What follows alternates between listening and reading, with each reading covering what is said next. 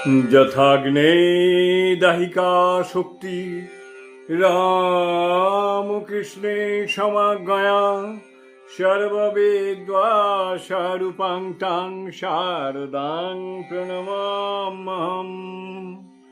শতরূপে সারদা এই গ্রন্থ থেকে পাঠ চলছে। বিষয় শ্রীমা সারদা দেবীর আবির্ভাবের তাৎপর্য, স্বামী গম্ভীরানন্দ। পরবর্তী অংশ।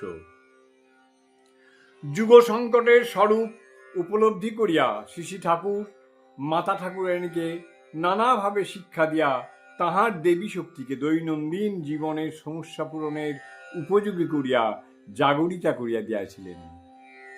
তিনি একদিকে যেমন স্বীয় ত্যাগোজ্জ্বল জীবনাদর্শ শ্রীমায়ের সম্মুখে তুলিয়া ধরিলেন এবং উচ্চ ধর্মজীবন লাভের জন্য কিরূপে চরিত্র গঠন করিতে হয় তাহা শিক্ষা দিলেন।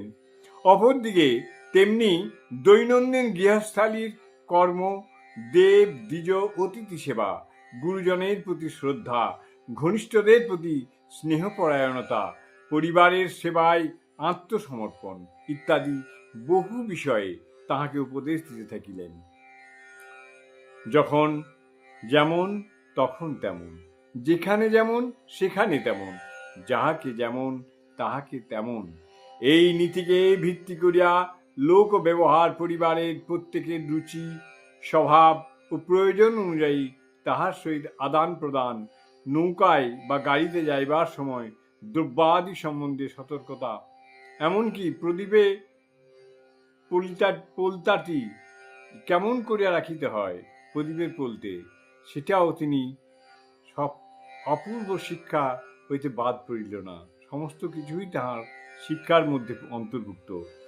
এই কামগন্ধহীন স্বার্থশূন্য আনন্দ মিশ্রিত সাগ্রহ উপদেশ লাভে সরলা পূত চরিত্রা ধর্মপানা পতিব্রতা পল্লীবালা কিরূপ আনন্দ বিভোর হইয়াছিলেন তাহা তিনি পরে স্বয়ং স্ত্রী ভক্তদের নিকট প্রকাশ করিয়াছেন।